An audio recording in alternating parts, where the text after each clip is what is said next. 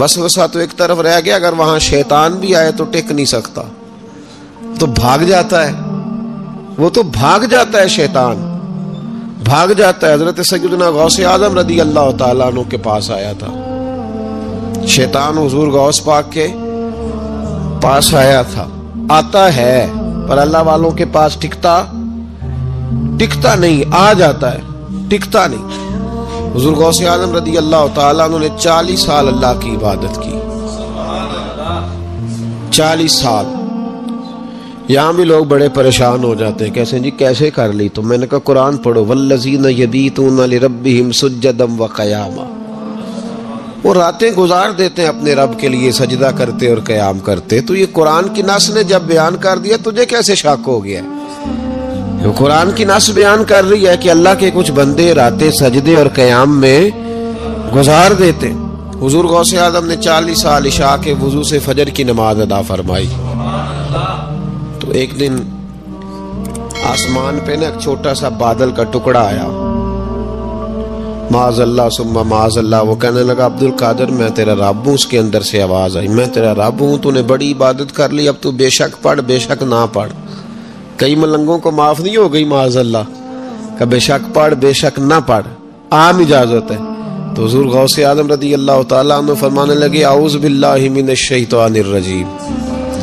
جب آپ نے یہ پڑھا تو وہ سامنے آ کے کھڑا ہو گیا، کہنے لگا عبد القادر آپ کو کیسے پتا چلا کہ میں شیطان ہوں؟ تو آپ فرمانے لگے پاگل، مجھے کیسے پتہ نہ چلتا؟ جس رب نے اپنے پیارے حبیب علیہ السلام کو نماز معاف نہیں کی، اس نے عبد القادر کو کیسے معاف کر دی؟ جب حضور کے لیے یہ حکم نہیں آیا کہ محبوب چاہے پڑھو چاہے نہ پڑھو، وہاں تو حکم آیا کہ محبوب تہجد بھی پڑھو، وَمِنَ اللَّيْلِ فَتَہَجَّدْ بِهِ نَافِلَةً لَكَ، نفع دے گی آپ کو، تہجد بھی پڑھے۔ تو ان کے لیے جب یہ حکم نہیں تو میرے لیے کیسے آ گیا؟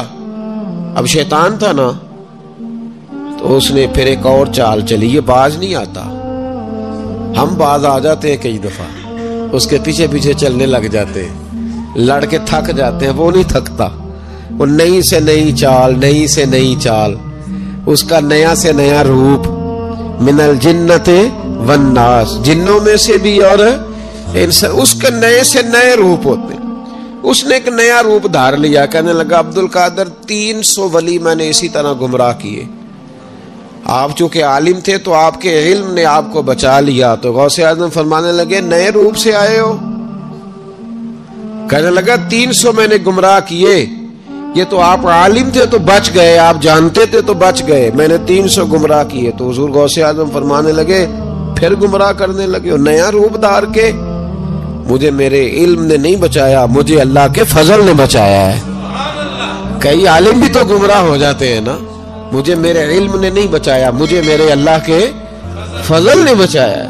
میرے بھائی، میرے عزیز طریقت کے مسافروں، یاد رکھو، سمجھ لو اس بات کو کہ وسوسہ آتا ہے۔ وسوسہ، دو قسم کے مہمان آتے ہیں، دو قسم کے مہمان۔ ایک مہمان وہ آتا ہے جو آتا ہے تو بندہ توجہ نہیں کرتا، وہ خود کہتا ہے اس نے نہیں میری طرف توجہ کی، وہ مہمان چلا جاتا ہے، پتہ نا آپ کو۔ اور جس کو بندہ اٹھ کے سینے سے لگائے اور اس کے ساتھ گفتگو شروع کر دے، وہ مہمان جاتا ہے تو بیٹھا رہتا ہے، وہ تو نہیں جاتا۔ وسوسہ آتا ہے، جو تو توجہ نہ کرے اس کا چلا جاتا ہے، اور جو سینے سے لگا لے، سوچنے لگ جائے، غور کرنے لگ جائے، اس کا وسوسہ بیٹھ جاتا ہے، اسی کے پاس رہتا ہے، دوستانہ کر لیتا ہے، کئی دفعہ تو بالکل مکان ہی ساتھ بنا لیتا ہے، ہر وقت کوئی نہ کوئی بات کان میں، ہر وقت کوئی نہ کوئی بات کان میں۔ کیوں وسوسہ آتا ہے؟ تجھے کیسے آ گیا؟ اس کا یقین کامل ہو، اسے وسوسہ کیسے آئے؟ جس کی توجہ سیدھی ہو اسے وسوسہ نہ چھڑ یار دا بوہا، نہیں تے ہو جاویں گا روگی۔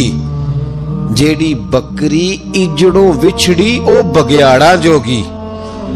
یہ تو بھئی تو اگر اندر رہتا، صحبت کے اندر رہتا، چھتری کے نیچے رہتا، تو پھر وسوسہ تجھے کیسے وسوسہ کس طرح تیرے پاس آیا؟ وسوسہ اس کے پاس آتا ہے جو وسوسے کی جانب توجہ کرتا ہے۔ بہت زیادہ لوگوں کو بدگمانی ہونے لگی ہے، بہت زیادہ وسوسے آنے لگے ہیں، بہت زیادہ خیال ہونے لگا ہے، بہت زیادہ توجہ ہونے لگی ہے، بڑی لوگوں کا معیار اس طرف جائیں. ہر چوتھا آدمی آ کے کہتا ہے برے خیالات آتے ہیں. کیوں بھائی برے خیالات آتے ہیں؟ کیسے آ گئے؟ ہمارا تو دل ہی ایک ہے اور دل میں یار بھی ایک ہے. دوسرے کے لیے جگہ ہی کوئی نہیں تو وسوسہ کیسے آئے گا؟ ہم تو اس کے دیدار سے ہی آج تک فارغ نہیں ہوئے تو غیر کی طرف دیکھ کیسے لیا؟ یہ کیسے ہو گیا؟ ممکن کیسے ہوا؟ اپنے آپ کو سمیٹیں، ان وسوسوں سے اپنے آپ کو بچائیں، ان پر قطعی طور پر کوئی توجہ نہ دیں. اور اگر کبھی آ بھی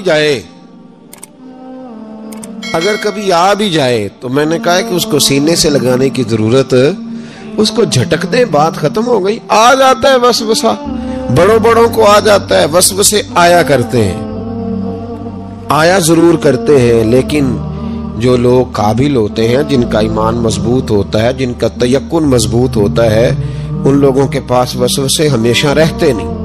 ایک اہم بات اصلاح کی جو سمجھنی بڑی ضروری ہے، آپ کے لیے بڑی ضروری ہے. آپ نے یہ غور کرنا ہے کہ وسوسہ آتا کہاں سے ہے. کوئی نہیں سمجھ آئی آپ کو میری بات کی؟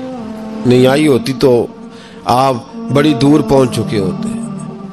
سردی بڑی زیادہ تھی کمرے میں تو کہیں سے ہوا آ رہی تھی ٹھنڈی، تو اب ٹھنڈ بڑی لگ رہی تھی تو بندے نے فوراً اٹھ کے بھلا کیا کرنا ہوتا ہے؟